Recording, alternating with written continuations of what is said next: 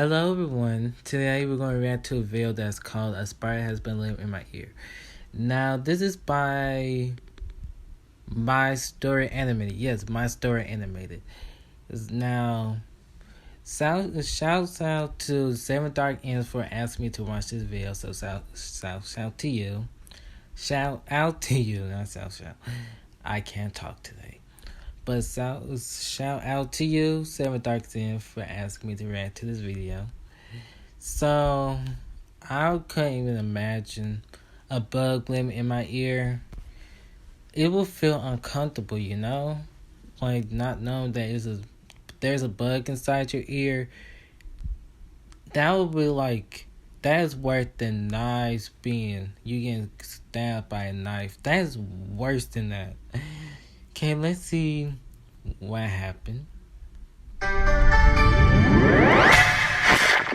On the hospital bed, ripping the skin from the side of my nails off as I waited for the examination to be over. It wasn't exactly the most comfortable thing I'd experienced in my life. I just wanted to know what was wrong with me. Suddenly, I heard a gasp, and then a thumping sound like a body hitting the floor. I couldn't move because there was a camera in my ear, but I managed to look over the side of the bed to see that it was indeed a body that had hit the floor. The sweet nurse who had brought me water and made sure I was okay was clearly not okay herself. She was lying on the floor, passed out. I looked at the doctor and she looked like she'd seen a ghost. She was as pale as the nurse and was gripping onto the bed. She pressed the emergency alarm button, and that's when the panic really hit me.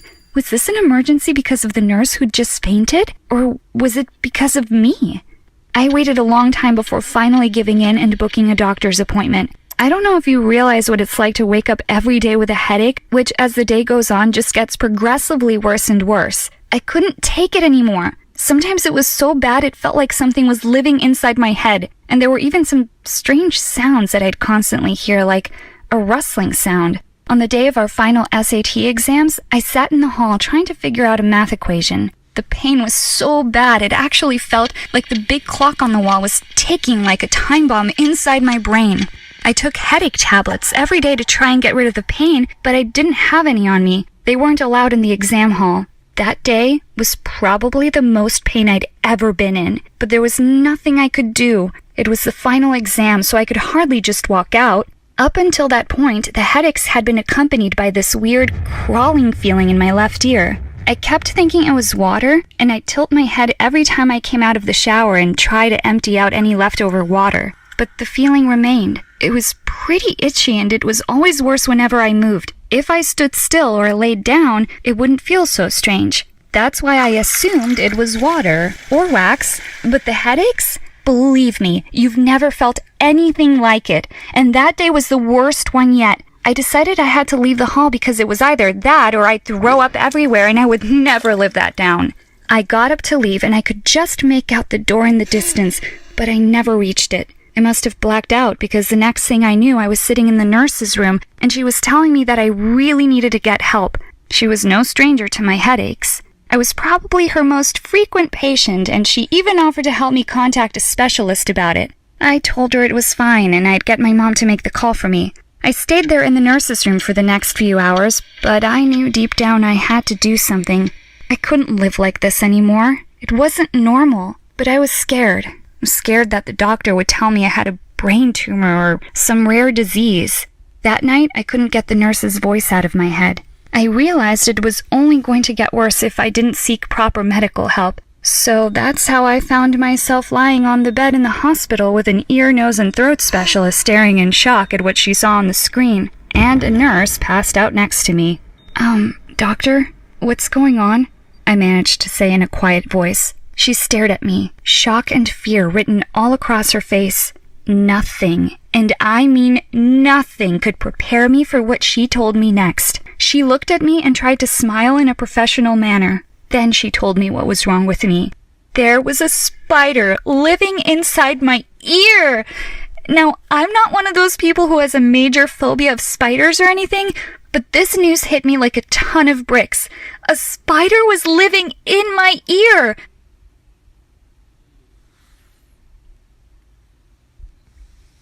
At that point, I would have been freaking out.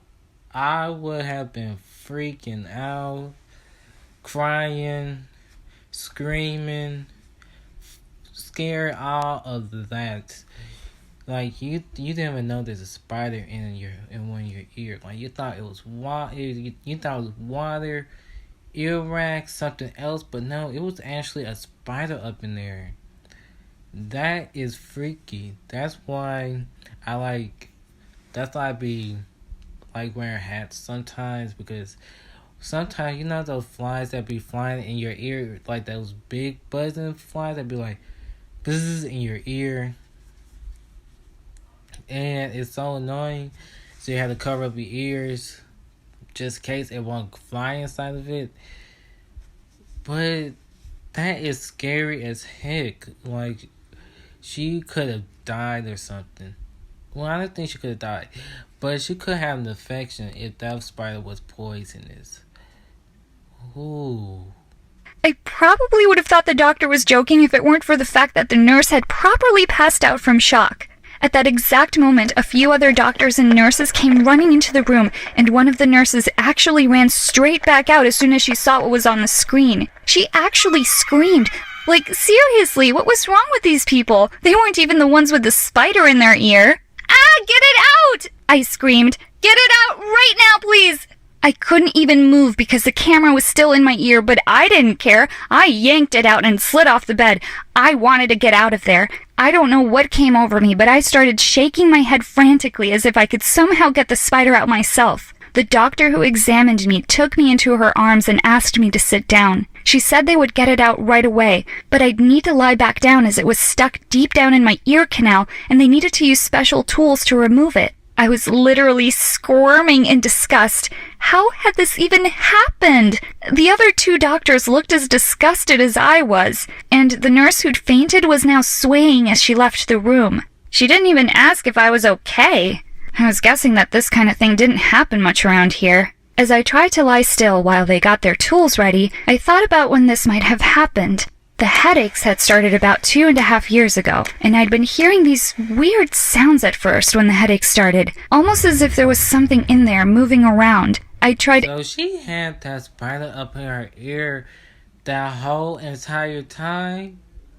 Oh my god. Oh my god. And I don't even like spiders. Well, spiders not like my true fear. But I had a fair share of spiders like crawling around. But roaches, I hate roaches. Roaches is my number one fear. So if there was a roach inside my ear, I would say tell the doctor to cut my ear off.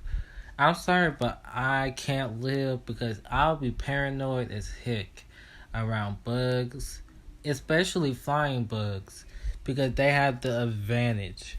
And I'll be paranoid to go to sleep because they can appear at any time. So, no. Everything to get rid of it, but still I heard these sounds, and the headaches always came because of this itchy sensation in my ear. The more I poked at my ear, the worse it got. Eventually, I just started leaving it alone and taking extra strength painkillers. Anyway, if I could pinpoint the exact time it all started, it was at the end of the summer, just after a school camping trip. After middle school and before going to high school, we went on this big camping trip together to bond with our new classmates. It was such an awesome trip, and we even got to camp outside in nature. And then it hit me. The camping outside. That must have been when it happened. But surely a spider couldn't live that long inside someone's ear. I mean, sure, it's cool and damp in there, but I'm surprised it hadn't drowned by now. The number of times I tried to get rid of that feeling with a syringe full of water. Now to think that this whole time the sounds I'd been hearing and that weird creeping sensation was because an actual real-life spider was living inside my ear. If the doctors hadn't held me down until they got it out, I doubt I'd have been able to stomach it. It felt like there were spiders crawling around inside every part of my body. What if it had laid eggs and now I had baby spiders living in my brain? Ooh, even just thinking that made me start to cry. I don't cry much, but I couldn't hold back the tears. I just couldn't believe this was happening to me, and I hadn't even realized. How could I have been so stupid to think it was just earwax or water causing all this pain and discomfort? After about 10 minutes of prodding, Gosh, I sure was gonna say that because sometimes I have a fair share of water in my ear when I'm in the shower. And it's annoying because it's just like, what is in my ear? And you don't know what it is until you like get out of the shower and I just use a towel to get that water out of my ear. But I know water can't do the same damage to your hair. It will feel funny in your ear at first. But I don't know if it'll make your ear go painful.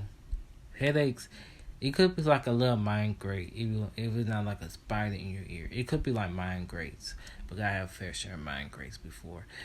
But a spider has been living in her ear for a long time.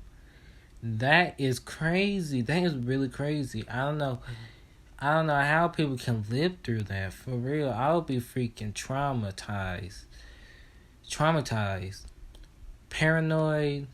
I'll put on something to go to sleep. I'm not going to sleep without covered up my ears with something.